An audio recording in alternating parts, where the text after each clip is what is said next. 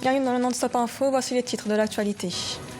En République démocratique du Congo, le président Félix Tshisekedi face à la presse ce 2 juillet à Bunia, dans la province de l'Ituri, province confrontée à des violences intercommunautaires. Le président a prôné un message de paix et d'unité. Baisse de la production minière au Zimbabwe, une baisse liée au manque d'énergie électrique, énergie que le pays prévoit d'importer d'Afrique du Sud et de Mozambique. Et puis l'inégalité des chances entre les hommes et les femmes figure parmi les obstacles qui empêchent le continent africain de se développer. L'Union africaine souhaite que ces pays mettent en œuvre des politiques de genre efficaces. En République démocratique du Congo, le président Félix Tshisekedi a tenu sa première conférence de presse ce 2 juillet à Bunia, dans la province de l'Ituri, une province confrontée à des violences intercommunautaires. Le président a appelé la population à mettre fin à ces violences, à l'origine de nombreuses victimes et déplacées. Il s'est dit prêt à éradiquer les groupes armés étrangers dans la province. Reportage de notre correspondant Jacques Amboka.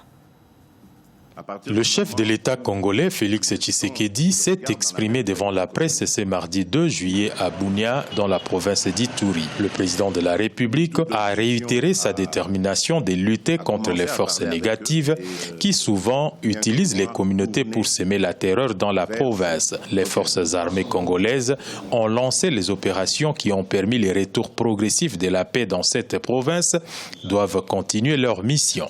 L'une des raisons de ma présence justement en Ituri, c'est de démasquer non seulement ces fameux assaillants non autrement identifiés, mais aussi pour connaître leurs commanditaires. Le chef de l'État a par ailleurs abordé d'autres questions d'actualité, notamment la construction du pont-route Rail Kinshasa-Brazzaville. Ces projets pour lesquels la Banque africaine de développement s'est engagée à disponibiliser 550 millions de dollars n'est réalisable qu'après la construction du port en eau profonde des Bananas. Et tant que ce projet ne sera pas réalisé, je n'avancerai pas sur le projet route rail. Je tiens à préserver nos intérêts à travers les activités portuaires du Congo central et je ne vais pas me faire concurrence à moi-même.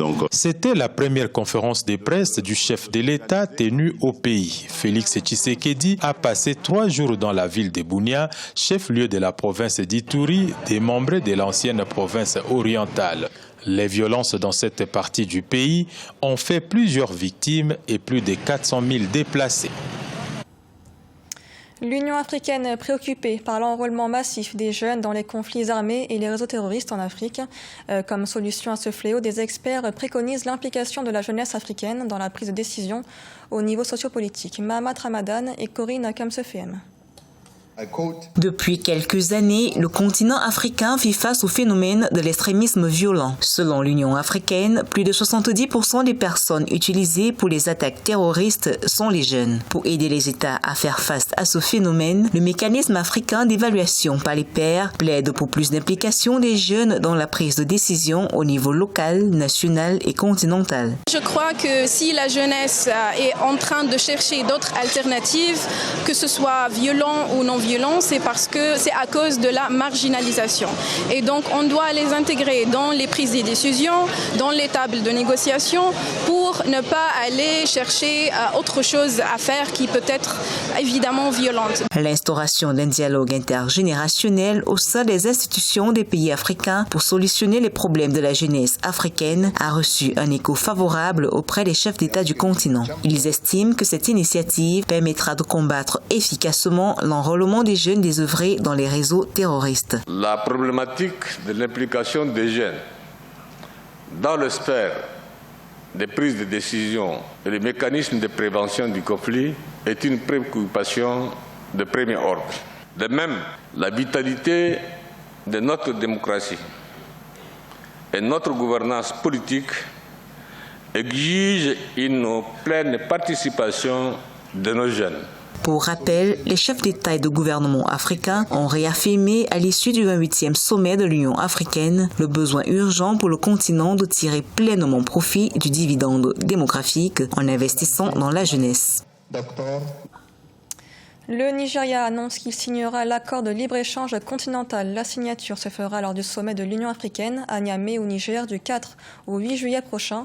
Le pays souhaitait au préalable consulter les spécialistes locaux pour préserver son industrie. Faba Maroun. La présidence du Nigeria l'a annoncé sur son compte Twitter ce mardi. Le Nigeria entrera dans la zone de libre-échange continentale au prochain sommet extraordinaire de l'Union africaine qui aura lieu à Niamey, au Niger, du 4 au 8 juillet 2019. L'information est d'autant plus surprenante qu'elle arrive après des années de refus d'adhésion du Nigeria à la zone de libre-échange africaine. Le Nigeria signe cet accord après de multiples consultations de spécialistes locaux. La priorité désormais sera de mener des négociations pour garantir des garde-fous contre la contrebande, le dumping social et autres menaces économiques. Le Nigeria applique depuis des années une politique économique très protectionniste, surtout depuis l'arrivée du président Buhari au pouvoir en 2015. En mars 2019, le chef de l'État nigérian préférait renoncer à la signature de l'accord à Kigali au Rwanda pour, disait-il, donner plus de temps aux investisseurs nigérians. Un revirement de situation qui avait suscité la polémique. Je pense que la première chose, c'est qu'il faut accueillir cette nouvelle avec beaucoup de satisfaction. Le Nigeria, c'est la première économie africaine. Le Nigeria, c'est un marché de près de 190 millions d'individus. C'est vraiment un pays important en termes économiques pour le continent africain. Le fait que le Nigeria ait demandé un peu de temps pour intégrer la zone de libre-échange économique, je pense que c'était dû aussi à des raisons politiques internes. Le Nigeria, vous le savez, avait un challenge électoral il n'y a pas très longtemps. Le président Buhari attendait, je pense, de conforter sa position sur le plan politique. L'Érythrée et le Bénin font également partie des rares pays africains à refuser la signature de l'accord de libre-échange. L'accord portant sur la création de la zone de libre-échange continentale, promue par l'Union africaine, est entré en vigueur le 30 mai 2019. Au Zimbabwe, la production minière a baissé de 10% en cause de déficit en énergie électrique. Les revenus en devises extérieures du secteur ont de ce fait également connu une baisse. Le pays envisage désormais d'importer de l'énergie depuis l'Afrique du Sud et du Mozambique. Ange Ménio. Le déficit énergétique que connaît le Zimbabwe réduit sa production minière de 10%. Selon les autorités, l'industrie minière du pays, qui requiert une fourniture continue d'électricité, n'est plus alimentée comme il se doit. Actuellement, le pays fait face à un déficit important d'énergie avec un besoin de 2029 MW contre une offre moyenne disponible de 1200 MW.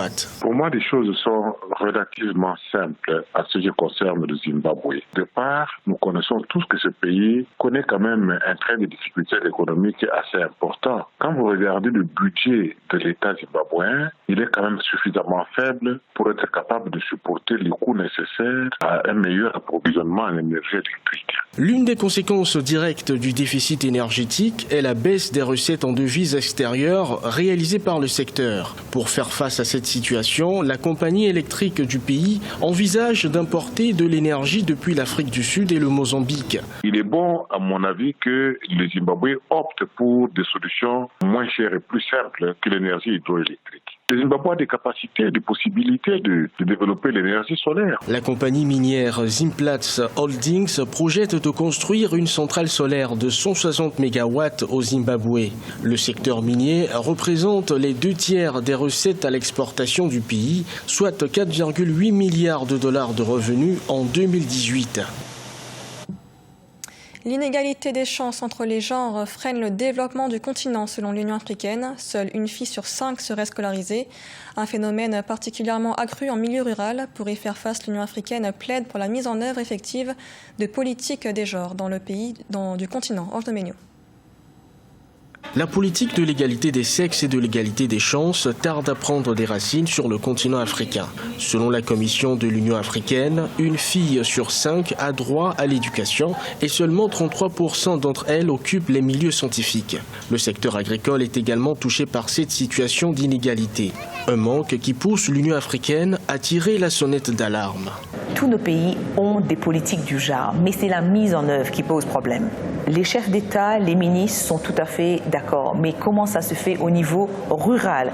Et c'est là où se pose le plus gros problème, c'est que comment s'assurer que les filles vont à l'école, que les coutumes et traditions n'interfèrent pas à l'accès à l'école. Selon l'Union africaine, il faudra au continent 81 ans pour réaliser l'égalité des sexes, soit 33 ans après la date butoir fixée par l'agenda 2063. Le Centre africain pour le genre, qui est une branche de l'Union africaine, épaule les pays africains dans la mise en œuvre de leur politique d'égalité des sexes. Le CIFA travaille à tous les niveaux avec toutes les parties prenantes pour s'assurer que ça soit une volonté, pas juste politique, mais une volonté du pays, une volonté de toute la communauté pour s'assurer que les filles aillent à l'école. Dans l'étude Women in Africa publiée en 2013, l'Organisation de coopération et de développement économique estimait que les femmes constituent 70% de la main-d'œuvre agricole du continent et concouraient à la production de 90% des denrées alimentaires.